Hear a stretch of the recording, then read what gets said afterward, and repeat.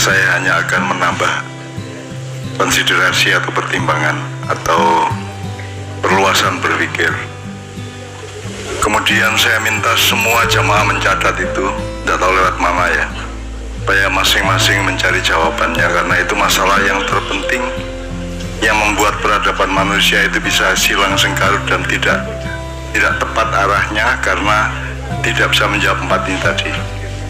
Yang pertama, urutan syariat dan seterusnya tadi ya. Teman-teman sekalian, selama ini pertanyaan itu lahir dari fakta di kalangan umat Islam selama ini bahwa ma'rifat itu diagung-agungkan. Dalam maksudnya ma'rifatullah gitu ya. Nah, ma'rifatullah itu bisa serem, bisa biasa-biasa aja.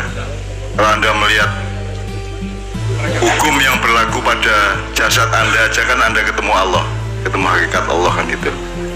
Nah, kalau secara kultural, akulturasi atau pembudayaan Islam, yang pertama mesti anak kecil kita ajari untuk melakukan syariat dulu gitu ya. Tapi kalau kita ngomong ilmu dan pengembaraan batin hidup, maka yang nomor satu itu ma'rifat. Ma'rifat itu artinya jangan diserem-seremkan. Ma'rifat itu sesuatu yang diketahui. Berarti ma'rifat itu pengetahuan atau sains, atau bahasa Jawanya kawruh gitu ya. Kawruh, sesuatu yang diwerui gitu. Nah, orang itu sebelum melakukan apa-apa kan harus tahu dulu, kemudian menangkap intinya, itu namanya hakikat. Kemudian karena sudah tahu X-nya dan intinya X itu, maka Anda kemudian bisa menentukan thariqatmu. Maka hidup itu sebaiknya berjalan begini, ke sana arahnya begini, caranya begitu dan seterusnya.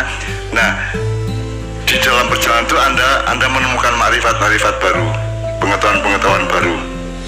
Jadi sebenarnya ini setengah jebakan yang relatif aja. Sebenarnya Anda mau urut apa aja bisa, tapi kelompok ketiga tadi mengatakan bahwa empat itu sebuah keseluruhan yang saling membutuhkan satu sama lain gitu ya. Jadi terserah, kalau Anda ngomongnya kultural berarti syariat dulu, tapi kalau Anda ngomongnya ilmu dan pengetahuan batin berarti Anda sholat. Untuk apa Anda sholat kalau Anda tidak ngerti kenapa sholat, ngapain sholat, untuk apa sholat, kemana arahnya sholat? Maka untuk itu dibutuhkan hakikat, kan itu kan? Tapi kalau Anda tahu hakikat hidup, tahu intinya pengalaman hidup itu, maka kemudian Anda harus menentukan kalau gitu caramu berjalan bagaimana, caramu menempuh kehidupan bagaimana, itu namanya thariqat. Nah, jadi ma'rifat itu kalau mau terminologi yang agak berbeda, ma'rifat, hakikat, thariqat, ma'rifat, syariat, ma'rifat lagi. Jadi dalam ma'rifat tingkat awam dan dalam ma'rifat tingkat fadilah, tingkat karomah, bahkan tingkat wahyu gitu ya. Jadi bayi punya pengetahuan tapi beda dengan sarjana berpengetahuan. Jadi yang kelima, jadi ma'rifat, syariat, ma'rifat, hakikat, thariqat, syariat, ma'rifat lagi ya. Jadi ada dua level ma'rifat. Jadi ada pengetahuan bayi, balita, pengetahuan anak kecil, dan pengetahuan dewasa, pengetahuan tua. Kalau dalam budaya Anda tahu bahwa ada ilmu cah cilik, ada ilmu nih wong diwasa, ada ilmu nih wong tua. Kalau bahasa Jawa ya. Jadi Anda di sini saya kasih jalan tol untuk mengerti ilmunya orang tua. Artinya ilmu yang dulunya hanya bisa dicapai melalui jangka waktu yang panjang, sehingga Anda tidak perlu repot-repot. Kemarin sudah ada orang tua, Anda tinggal belajar kepada orang tua, maka Anda tidak perlu menempuh seperti mereka. Anda sudah mengetahui intinya ilmu orang tua. Artinya orang tua itu, orang tua saya ini kan sudah tidak bisa ditipu lagi oleh kehidupan macam-macam itu, oleh yang anda itu loh. Kita sudah nggak tertipu lagi itu loh. Nah, Ma'iyah ini kasih jalan tol untuk bersegera mengetahui ilmu orang tua meskipun tetap perlu penghayatan ya. Jadi ketiga-tiganya menurut saya tidak ada yang salah. Kalau ngomong salah benar, ketiga-tiganya punya kebenarannya masing-masing ya. Kemudian jadi sekali lagi, kalau mau agak lebih deskriptif ya, ma'rifat, hakikat, thariqat, syariat, ma'rifat lagi. Itu terus menerus. terus menerus gitu ya, sampai menjadi suatu bulatan innalillahi wa inna ilaihi rajiun gitu ya. Oke. Kemudian soal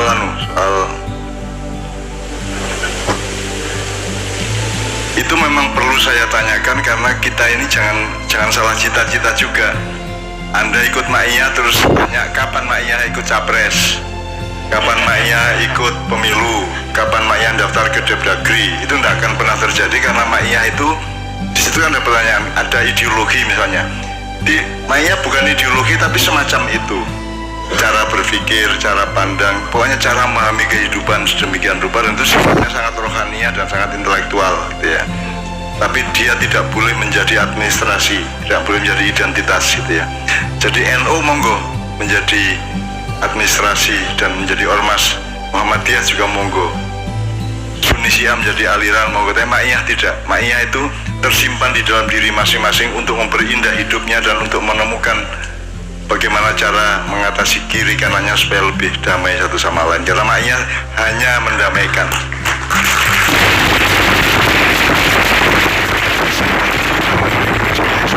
Dan tombak Kiai Bancak tadi itu diberikan karena menurut mereka saya yang didhawuhi oleh para leluhur untuk bisa mengislah keadaan di Indonesia. Jadi nanti yang kalau ada bentrok-bentrok, ada macam-macam, nanti saya yang akan bertugas untuk mendamaikan mereka dan untuk mempersatukan mereka kembali kan gitu. Karena sebelumnya saya lakukan itu pada tahun 1998 waktu reformasi.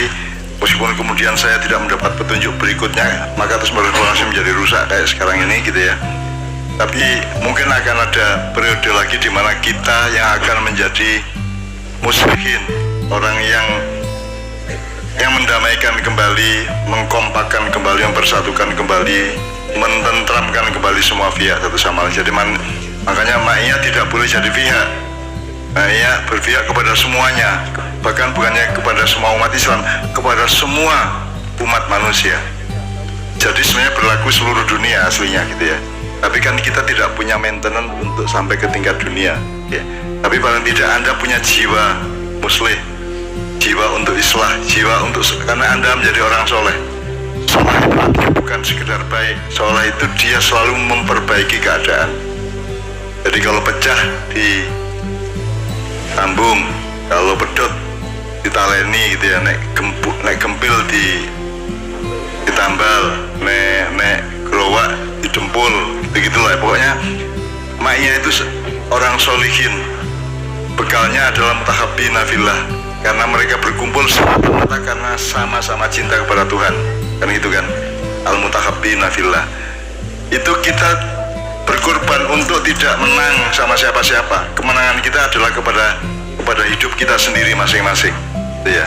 Itu karena Ma'iyah tidak punya masalah dengan dirinya sendiri. Anda tidak punya masalah dengan ambisi Anda. Anda ambisi politik, Anda tidak diganjal oleh ambisi harta benda dan seterusnya. Meskipun kemudian saya pungkasi dengan pertanyaan mengenai dunia akhirat tadi, karena kebanyakan orang karena sekuler itu cara berpikirnya linier. Kan dunia dulu baru akhirat ya, meskipun dia tadi sudah menjelaskan dunia hanya bagian material dari akhirat. Tapi kan kebanyakan orang itu merasa bahwa dia menempuh dunia untuk mencapai akhirat. Sekarang saya tanya, kamu tidur sama perempuan, itu kan dunia. Tapi kalau kamu nikah sama perempuan, terus salah satu pekerjaannya meniduri perempuan istrimu, itu nilai akhirat tuh enggak? Ibumu punya anak kamu, itu urusan jasadnya dunia. Tapi kan anakmu kemudian mencium tanganmu dan cium tangan ibunya gitu ya. Itu kan nilai akhirat. Jadi dunia ini hancur kalau tidak pakai nilai akhirat. Maka yang benar tadi, yang ketiga tadi, dengan nilai akhirat kita menempuh kehidupan dunia akhirat. Jadi, selama ini orang berpikir akhirat itu besok-besok, jadi belum saatnya kan gitu kan. Enggak. Sekarang pun kita sudah melakukan akhirat, misalnya kencing cewoi, beol cewek, itu nilai akhirat, bukan nilai dunia. Nanti dunia yang ngising gitu dong, dan seterusnya. Jadi ini untuk refreshing pemahaman kita semua mengenai dunia dan akhirat, karena kita sudah pernah berpikir mengenai ada cara berpikir linier, ada cara berpikir siklikal, ada berpikir zigzag, ada berpikir bulatan dan seterusnya. Jadi kalau Anda menggambar innalillahi wa inna ilaihi rajiun kan gambarnya bulat.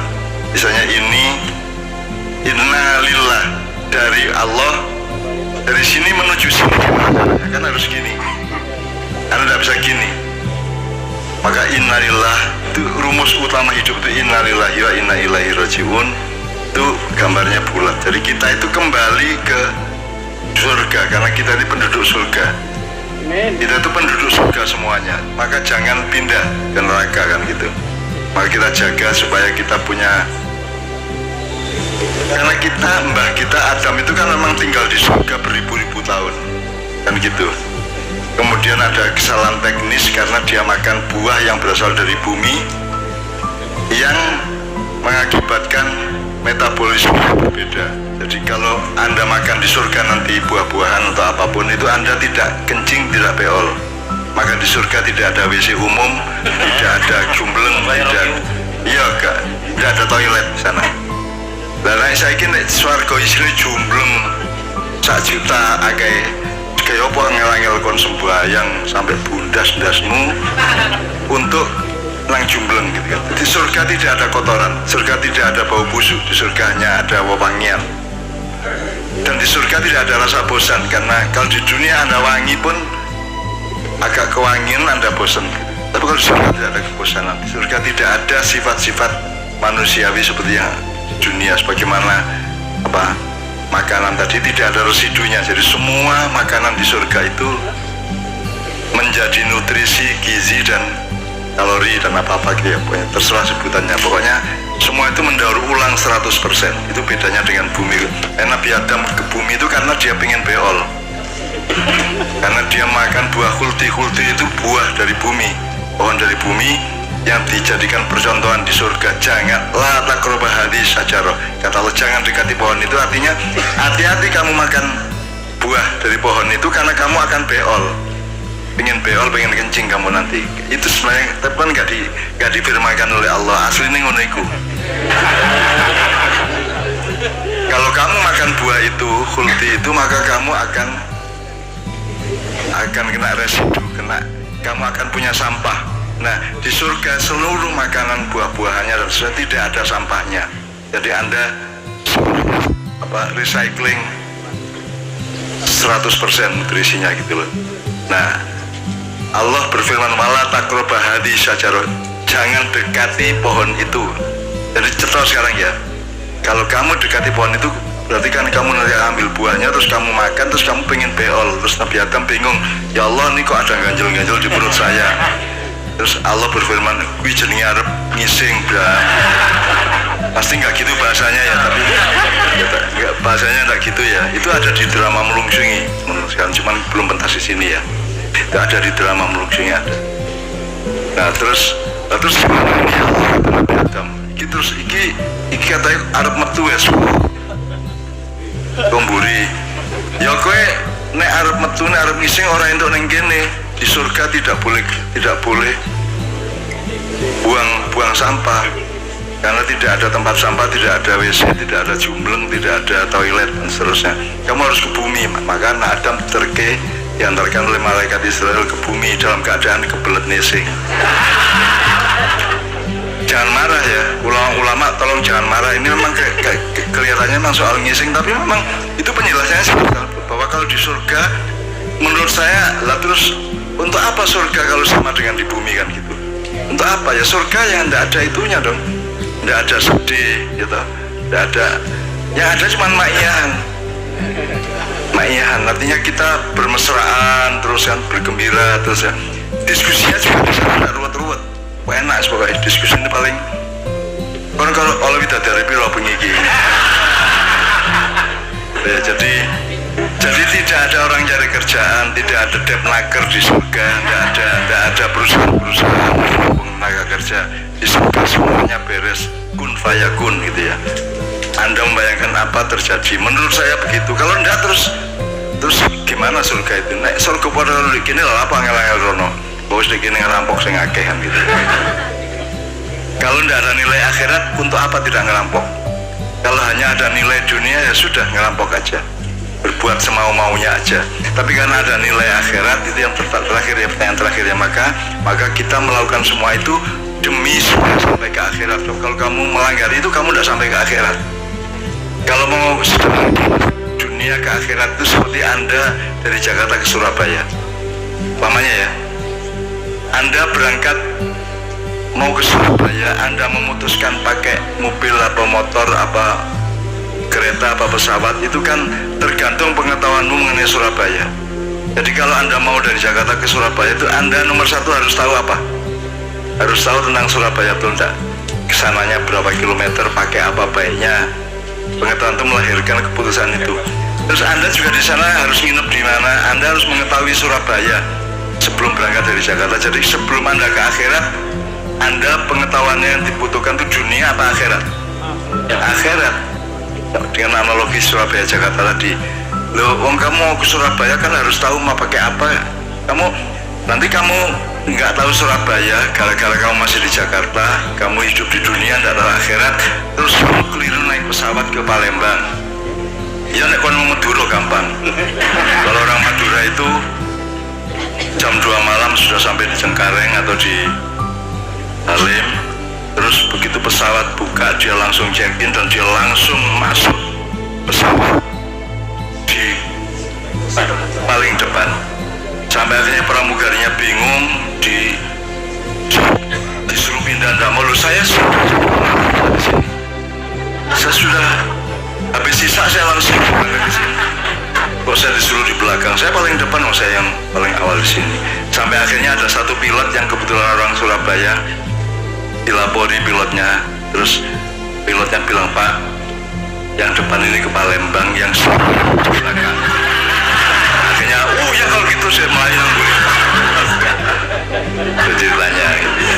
Kecuali Anda mau jadi orang Madura di hadapan Allah, monggo. Gitu ya. Kalau orang Madura sama Allah kan sangat akrab.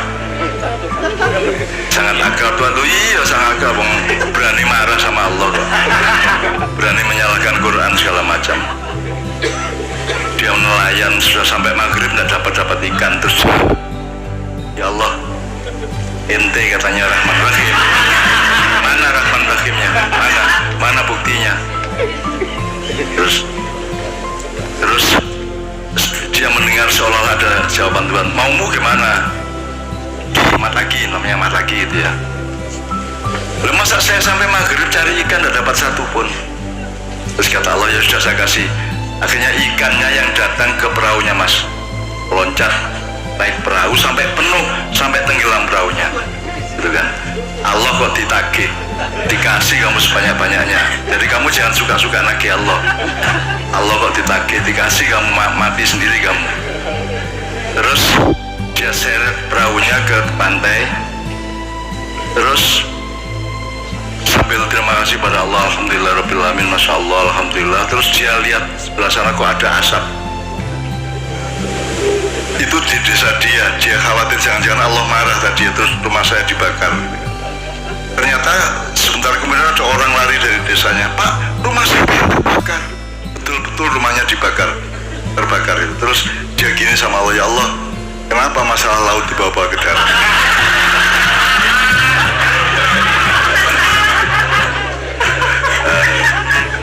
Ya, Anda harus punya keakraban seperti itu sama Allah. Ya, insya Allah nggak apa-apa, asal jangan kurang ajar. Pokoknya rasional aja gitu loh. Iya, jadi teman sekalian, lagi saya tambahin ini untuk menambah konsiderasi, menambah pertimbangan aja. Tapi tolong teman-teman mencatat itu semua, Bu, entah lewat webnya Kenduri Cinta atau lewat apapun. Nah, malam ini menurut saya sudah sangat lumayan, ada beragam jawaban dan sebenarnya intinya yang beliau semua tiga kelompok tadi katakan adalah bahwa satu entitas, seluruhnya itu satu keseluruhan. Jadi hakikat, makrifat, thariqat, syariat, semua itu sebenarnya itu tidak bisa berdiri sendiri-sendiri. Nggak mungkin Anda melakukan syariat tanpa hakikat, tanpa makrifat, dan tanpa thariqat. Itu kan bagian dari thariqat juga sholat itu. Tidak mungkin Anda melakukan thariqat tanpa hakikat, tanpa menyadari apa ini kan gitu. Dan tidak mungkin Anda melakukan thariqat syariat hakikat tanpa mendapatkan makrifat, atau tanpa berangkat dari makrifat dua, yang awal sama yang akhir kan. Itu makanya jalannya itu muter kan gitu kan. Itu teman sekalian, ya alhamdulillah bil alamin, saya bangga dengan KC pada malam hari ini, karena saya tadi sudah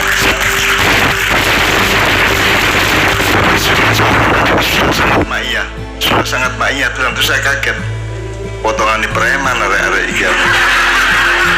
Dan delok raine iku kaya kereng-kereng ya, begitu ngomong langsung punya kelembutan ma'iyah yang luar biasa. Saya bangga, meskipun saya itu kadang-kadang ngersulo juga kepada Allah, ngersulo juga gitu ya. Tapi ngersulo sedih, kadang-kadang agak putus asa, dan saya sembuhkan sendiri ya. Kan putus asa itu boleh untuk keadaan dunia, tapi tidak boleh untuk pertolongan Allah. Kalau Allah akan menolong itu harus Anda yakini, Allah pasti menolong.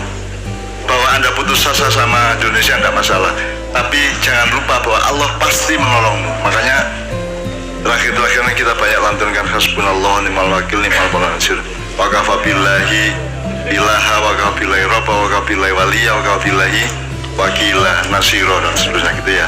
Teman sekalian, saya kira malam ini sudah sangat bagus. Tepuk tangan untuk kebahagiaan kita bersama.